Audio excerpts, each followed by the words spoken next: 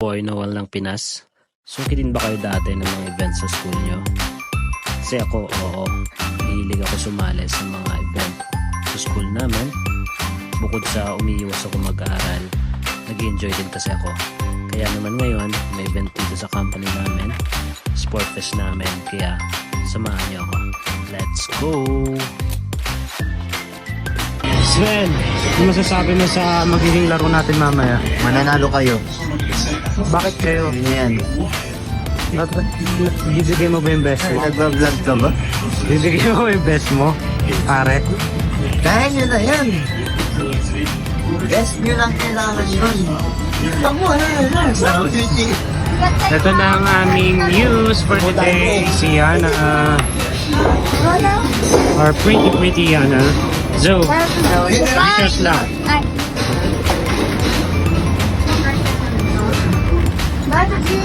Tapos, Ingat ka. Bye! Bye, Nicola. Bye, Nicola.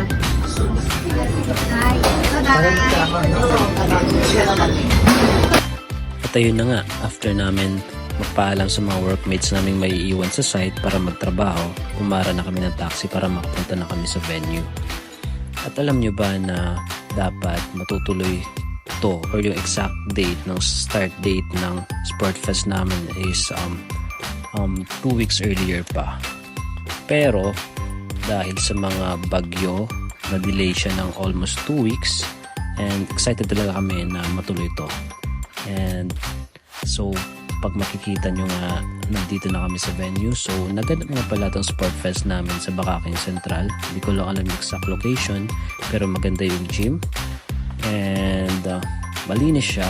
So yung pagdating namin dito ay mga nag-celebrate, ewan ko kung parang wat-wat ata, may wat-watan. So gusto ko nga pumila pero need natin mag-diet kasi maglalaro tayo. Props nga pala sa mga organizer ng event na to, especially sa mga side director namin, sa mga director, sa mga account managers. So ginawa nila lahat para matuloy ito. So nakikita nyo dito, nandito yung mga isa sa mga higher ups namin. So confidential magbanggit ng pangalan and ng position, pero sobrang thankful ako sa kanila. Noel lang, Kinas, anong event ngayon? Sport Fest. Sport Fest na? Basketball, lahat ng games, finals. You know? Shout out nga din pala kay Kuya Henry Salonso. Siya yung nakahanap ng gym na to. So almost ilang weeks kami naghahanap din ng gym namin for this event. Pero ang hirap maghanap bukod sa punuhan lahat ng mga gyms, may mga league. So wala kami mahanap at buti na lang nahanap ni Kuya Henry to. So big props sa kanya and sa Bakaking Central na rin kung saan to. Super thank you kasi natuloy itong event na to. And kung nakikita nyo ngayon yung mga teammates ko na maglalaro mamaya, so andyan si Jason at si Kuya, which is di ko alam yung pangalan. Another big props din kay April Fainoliora. So siya yung nag-sponsor ng mga Gatorade namin sa laro na to. So gusto niya kami hydrated throughout the game. So thank you so much, April.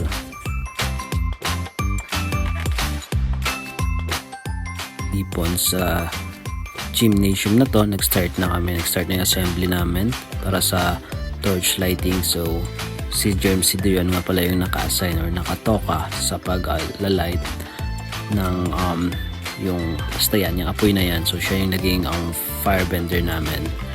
And big props din sa kanya, isa siya rin sa mga supporters namin sa game na to.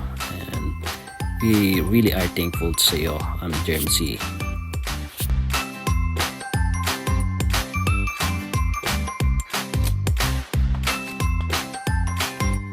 After a long announcement and orientation sa Sport Fest namin, nag-start na din siya. So nag-start siya sa badminton and afterwards sumunod na din yung volleyball.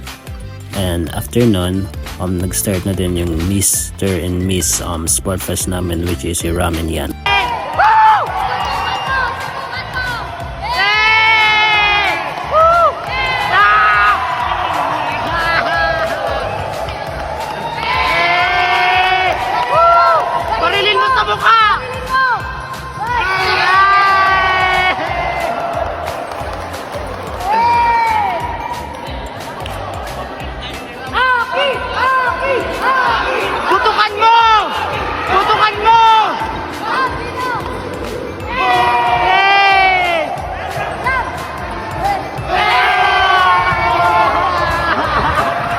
After nga ng Mr. and Miss Sport Fest namin, nag-start na din yung basketball namin. So, may mga video ako dito, clips ng mga laman ng laro namin. Hindi siya highlight pero panoorin nyo na.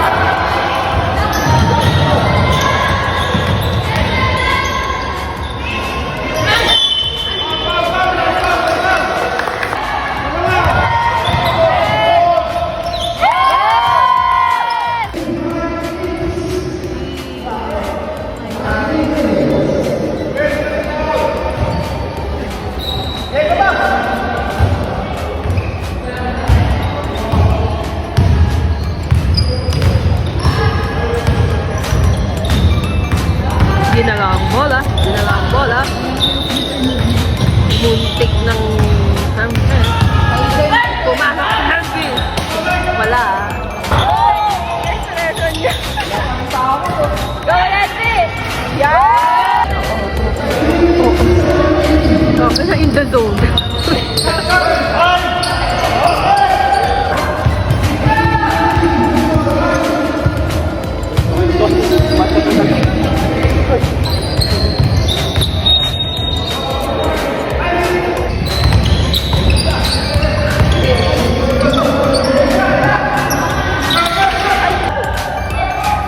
Nice to! Ay! Bien! Nice! Counted! Counted! Yeah, yeah. Oh! Oh, Noel! Oh! Nice!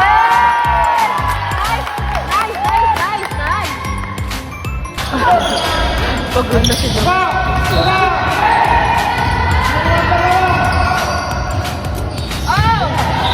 Nice one!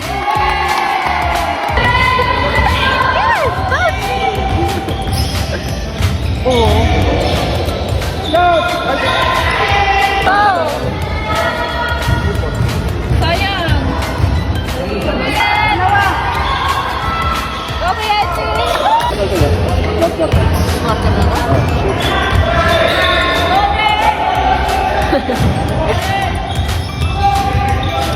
Uy, nakita ko yon. Caught on count.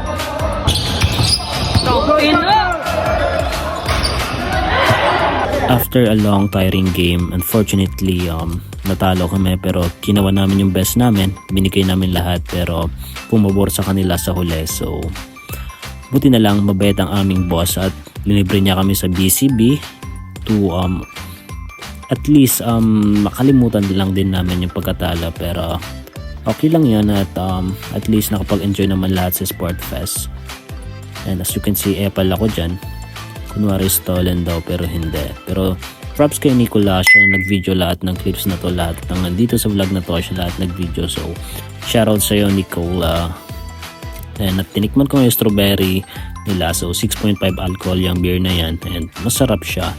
So tignan nyo na lang yung magiging reaction ng TM namin sa mga beer namin. Sarap. Ito na titikman kong strawberry. Tikman lang. That's the... Feeling ko akin to. Yeah, yan yung mango. Oo, passion fruit yan. Ito talaga yan. Naiwala na ako. Okay. Pait? Ang pait naman ng mangga. Try mo. Hindi nakapait mo. Nagulat na ako. Akala ko na After nga namin matipsy sa mga ininom naming beer, nakinig muna kami sa mga music, so may live band dyan. So sa mga gusto mag-chill lang, so you can visit naman to, Baguio Craft Brewery. So located siya sa Marcos Highway, hindi ko lang alam exact part, pero taas lang siya naglaruan namin, which is sa Bakaking Central. And magagaling yung mga tumugtog. We really enjoyed the night and thank you talaga sa boss namin na yan, napakaganda at napakaswabing boss namin. So, thank you, Boss Aki.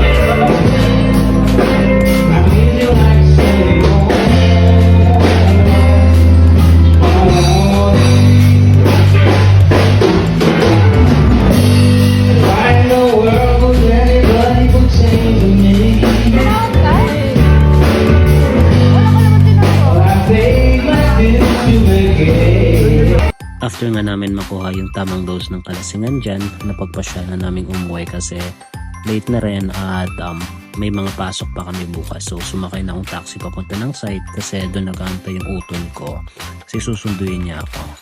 So ayun lang, and I hope you like and share this video para naman at least mapanood to ng iba at suportahan nyo na rin ako.